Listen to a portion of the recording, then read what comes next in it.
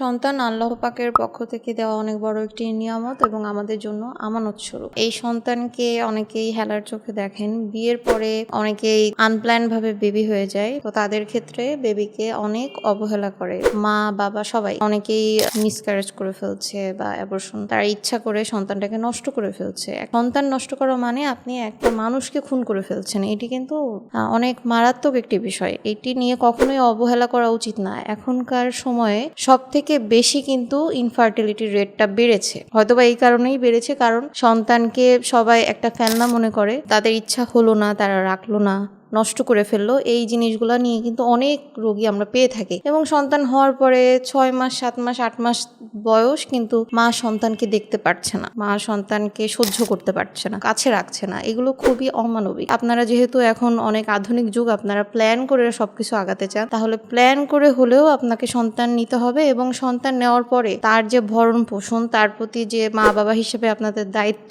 কর্তব্য, আদর সোহাগ দেওয়া বা তাদেরকে স্নেহ মায়া মমতা দেওয়া, এগুলো কিন্তু করতেই হবে। না হলে আদারওয়াইজ শুধু শুধু একটা সন্তান নিয়ে তার জীবন নষ্ট করবেন না বা তাকে মানসিকভাবে টর্চার করে একটা অসুস্থ প্রজন্মর জন্ম দিবেন না।